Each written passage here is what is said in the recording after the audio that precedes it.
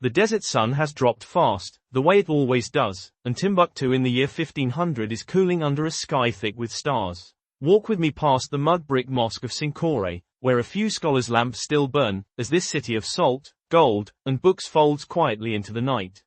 The heat leaves this place almost as soon as the sun clears the horizon, the way it does across this whole edge of the Sahara. Dry air holds on to nothing, and the sky that was punishing an hour ago turns, by full dark, into the kind of cold that makes people reach for a second layer of cloth. Timbuktu sits where the great Niger River bends north into the desert before curving back south again, close enough to the water for boats and caravans alike, far enough into the sand that the streets themselves are covered in it, dunes pressing gently against the edges of a city. It is the 7th year in the reign of a ruler named Askia Muhammad, who took this throne a few years back and has, since then, done something the ruler before him conspicuously did not: befriended the scholars. His predecessor had treated the learned families clustered around this city's mosques with open suspicion, and some, according to the accounts later written by Timbuktu's own historians, paid for that suspicion with their lives. Askia Muhammad has taken the opposite path, paying teachers and jurists well, and not long ago he made the long pilgrimage to Mecca himself, returning with a title granting him standing as leader of the faithful in this whole stretch of West Africa. His actual throne sits downstream, in another city entirely. Timbuktu has never been where his court resides. But it is, by 1500, unmistakably the place people mean when they talk about where the learning happens, and a king who wants the loyalty of learned men has good reason to keep this city closer to his heart than its distance from his throne might suggest. That reputation is why, at this hour, when most of the city has gone dark, a handful of windows near the mosque of Sankore have not. Sankore is the one most closely tied to teaching in this era. Not the oldest mosque in the city, and not the most recently finished, but the one where, generation after generation, teachers have gathered students around them in the kind of arrangement that has no single building, no formal enrollment, no one administrator keeping count. It is simply dozens of independent scholars, each running his own circle of students, radiating outward from this same mud brick courtyard, together forming something later ages will simplify into the phrase, university, though nobody living here tonight would recognize that word or need it. A teacher up late tonight, lamp still burning, is not unusual. It happens most nights, in one house or another near this same mosque. What burns in that lamp is oil, and what it lights is paper and parchment, because books are, alongside salt and gold, one of the things that make this city what it is. Manuscripts arrive here the same way almost everything valuable arrives here. Carried across the Sahara by camel caravan, from as far as the Barbary coast to the north, written on skins of goat and sheep prepared for exactly this purpose, and on paper imported from further away still, some of it, if you could trace the fibers back far enough, originally made in Europe. A trader who deals in books, travelers who have passed through here say, makes more profit than a trader in almost anything else that crosses this desert, and there are enough traders willing to test that claim that the manuscripts keep arriving, keep getting copied, keep ending up in exactly the kind of private library a scholar near Sankore might still be reading by lamplight at this hour. Sankore is not the only mosque standing watch over the sleeping city tonight. Older by nearly 2 centuries is Wangara, built generations ago under the order of a Mali emperor who passed through this city once on his own pilgrimage to Mecca and left behind, among other things, the funds to raise this mosque from the same packed mud that builds every home here.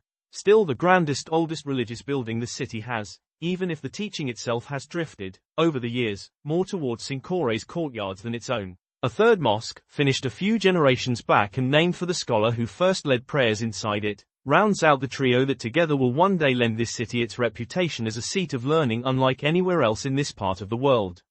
The houses surrounding all three are built the same way, whether they belong to a scholar, a merchant, or a family with no particular claim to either. Sun-dried mud brick, walls half a meter thick, flat roofs laid over crossed timber and palm fronds and a final ceiling layer of mud against the rare rain. Those thick walls do exactly what they're designed to do. By the time the sun is fully down, the inside of a house like this has often cooled by something close to 20 degrees compared to the baking heat of the afternoon, which is most of the reason anyone bothers building this way at all in a place where the temperature swings so hard between noon and midnight.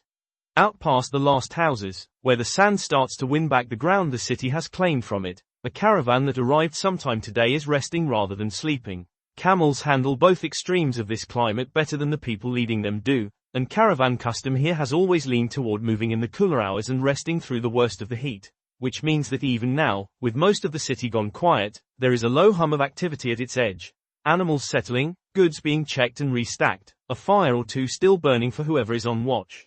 Some of what these travelers carried arrived from Tagaza, far to the north, where whole slabs of salt are cut straight out of the desert floor and hauled south by the ton, because nothing here is more valuable ounce for ounce, to communities living further from the coast where salt of any kind is scarce. Some of what leaves this same caravan, headed the other direction, is gold, carried up from mines much further south, passed hand to hand through a chain of traders long before it ever reaches this city, and gone again just as quickly, north, toward markets that have never seen where it actually came from. Timbuktu doesn't dig gold out of the ground itself.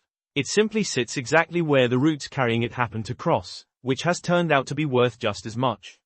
There is an old saying travelers repeat about this place, and by 1500 it has been passed along enough times that nobody bothers naming who said it first. That salt comes from the north, and gold from the south, and silver from the land of pale-skinned foreigners far across the water, but that the word of God and the treasures of wisdom can be found nowhere else on earth except here. It is the kind of line that flatters the city telling it, and also, by the account of more than one traveler who has passed through, more or less true. Salt and gold move through 100 other towns along this same desert edge. The particular density of scholars, libraries, and quiet nighttime lamplight clustered around 3 mud brick mosques is something closer to unique.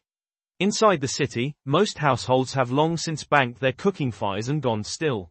The people living here answer to more than one name for themselves. Songhai officials who administer the city in the empire's name, Tuareg families who were here long before any empire claimed it, and the Wangara, a network of merchant scholars, some of whose grandfathers settled here 2 generations back at the invitation of an earlier teacher, who have spent every year since folding trade and learning into the same family business, so thoroughly that it's often difficult to say where one ends and the other begins. A household like theirs might have spent the day balancing accounts from the last caravan and reviewing a student's handwriting by the same lamp in the same room, within the same hour.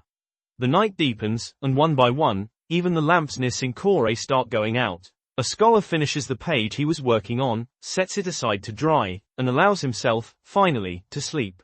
Above the flat mud roofs, with no city glow to compete against and almost no moisture in the air to soften it, the sky turns properly dark, thick with more stars than most people who will ever watch this video have seen at once in their lives. Somewhere at the edge of town, the resting caravan is still stirring quietly, waiting for cooler hours to move again. Somewhere near the old mosque of Wangara, and the newer one bearing the name of the imam who first led prayers there, the packed mud walls hold their long, patient watch over families who have never known this city any other way. No one alive tonight could tell you their own city would eventually be remembered, centuries later, as a byword for remoteness, a place people would come to mean, when they said it, somewhere impossibly far away, without any longer picturing salt caravans or lamplit manuscripts or a mosque called Sankore at all. Nobody here tonight has any reason to imagine that future, and it wouldn't occur to them if they tried. What they know, going to sleep under this same sky as always, is simpler. The caravans came in today. The books are still being copied. And somewhere near a mud brick courtyard, the word of God and the treasures of wisdom are, as they have been for generations now, exactly where everyone always said they'd be.